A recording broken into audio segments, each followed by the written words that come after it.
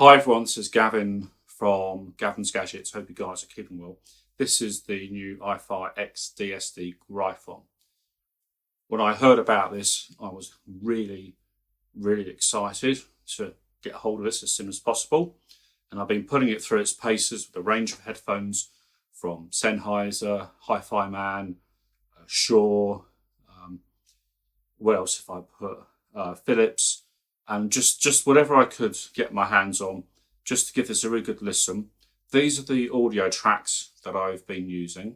So what I'm going to do today is tell you all about the sound quality, all about the functionality, whether you should buy this compared to a few other new iFi audio DACs, and if you want to know my view against any other DAC, just asking the question, because there are so many different amps and DACs, it's impossible for me to cover them all in one video, but I will answer every question.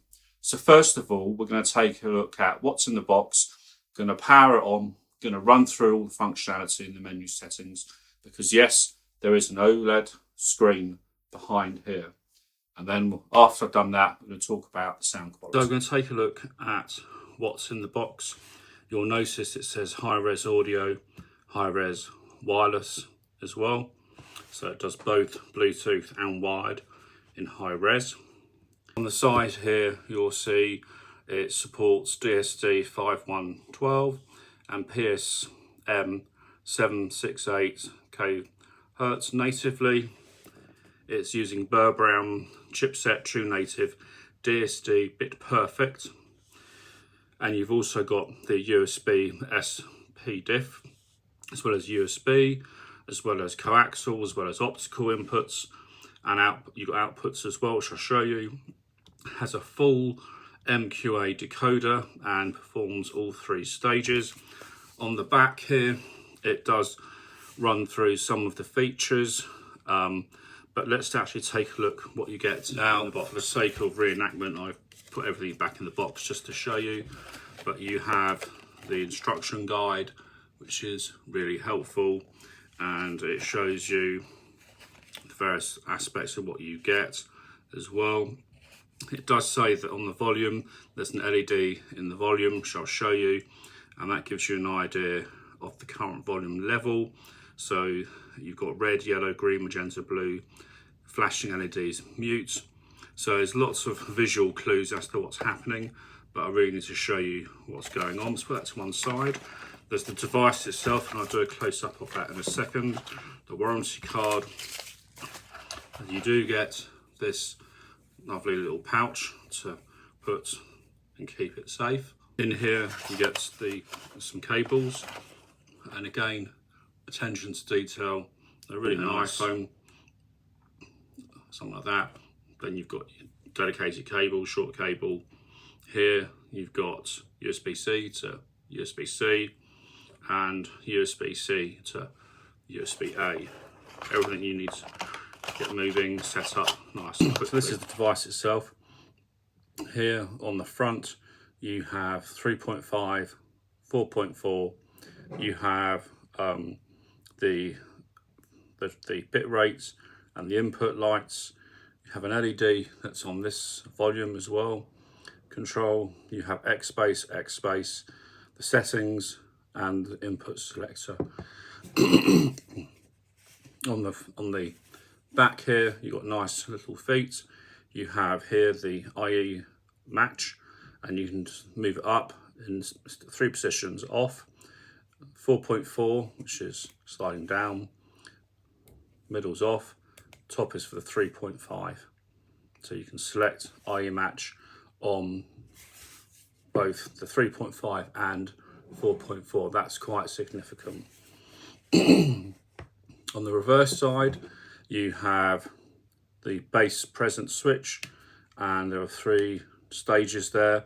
So there's the analog bass, X bass, USB charging, and there's a little LED which shows you the battery status, green, yellow, or red flashing. You have USB-C input here as well, which you would use with Apple Lightning connectors or USB from another a device. Here you've got the SPDIF 3.5mm coaxial and optical input, and finally on this one here, and it's an input on that one. And here you've got 4.4 balanced line input output, and you have a single 3.5mm input or output as well. So you've got quite a few different options. So I've shown you some of the features, but now I can actually turn it on, press and hold, and you see that the light there comes on, and you can press here and switch between X space, have both on, both off. But this thing has something else. It has a screen, and this screen is fantastic. So you can switch between here the settings you can change, and you can go Bluetooth, and if we give that a second, that might connect to a device if I've got it nearby. And when it does, it shows you the codec you're using. In this case, it's LDAC. You can rotate between all the different connections, but it's just great to have this screen. It's really handy. You can also go into, if you push and hold on here, you can go into the menu, and you can scroll between, and you push in, and you can change the brightness. Press again, go to the digital filter. Here you've got standard, bit perfect, and minimum. Like it standard. And when you finish, just press again. One thing before I do, there's one little feature I forgot, and that is the mute. So if you press here, you can mute it really quickly. Anyway, now we'll talk about sound quality. You've seen everything, what it does, functionality. How does this sound? Well, there's two things I think this reminds me of, and that's the Diablo, that red monolith, huge amp DAC that iFi Audio do, and this has a lot of its sort of DNA. I think this is an absolutely fantastic amp DAC. There's so many things I like about it. Its versatility with a range of IEMs is superb. I like the fact that you can do the IE match either on the 4.4 or the 3.5, and you've got the switch here to alternate to make sure when you're using sensitive IEMs, you've got a switch to control it. That is a big plus, especially in the 4.4 balanced.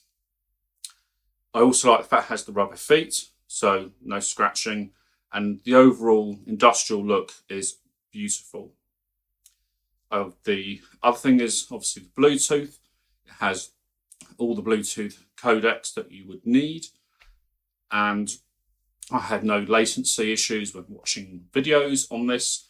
It was fine with the stuff that I was using, and overall it's just the versatility is fantastic. So let's talk about the sound quality. We'll do it wired first, and then we'll go wireless.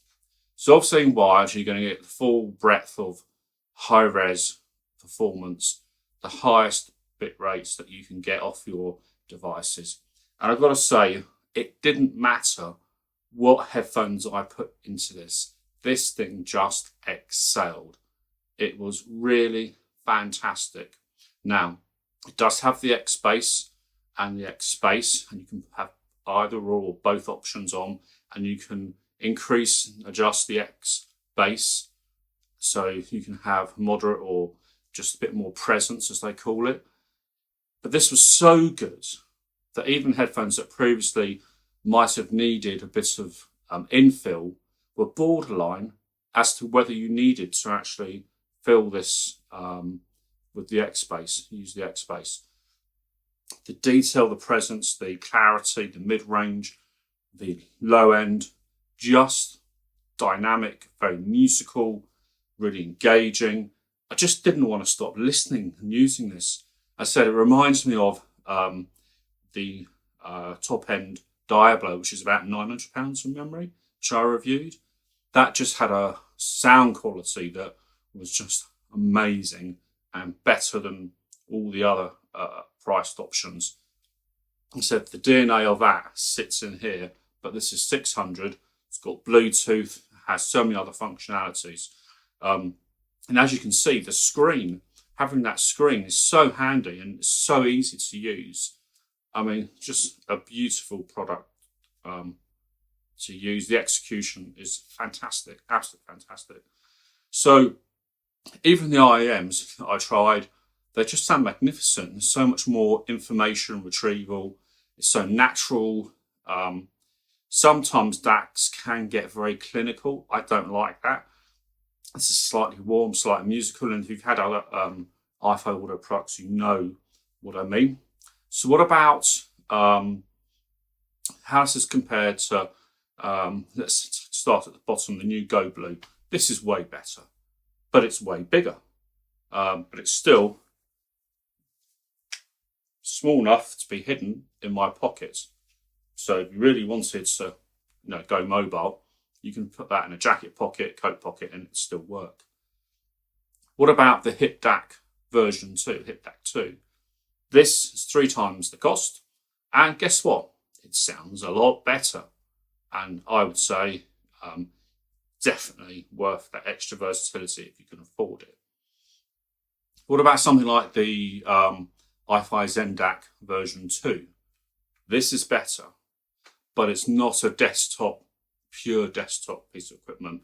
I personally like these hybrid devices that can do both, that can be used portable, can be used as desktop, because you can sit somewhere more comfortable. You might think, I'll go down to the coffee shop and I'll put some music on and I'll sit and chill with a nice coffee. You can do that really nicely. So it's compact and small. Ultimately, some of the other tracks I was listening to, and I did do a wide genre of different music, some classical, jazz, pop, electronic, dance, rock, alternative. Really is diverse set of music. And once I've gone through my default music list, I just wanted to keep listening to more and more. It's just so expressive, so engaging. You've got good sound stage on here as well. This is just a killer product. I absolutely love it. What do you think? Do you like the look of it? You interested in it? Got any questions on how perhaps comparing it to different amp or DAC? Ask me in the questions. This is Gavin from Gavin's Gadgets. Catch you guys soon. Bye for now.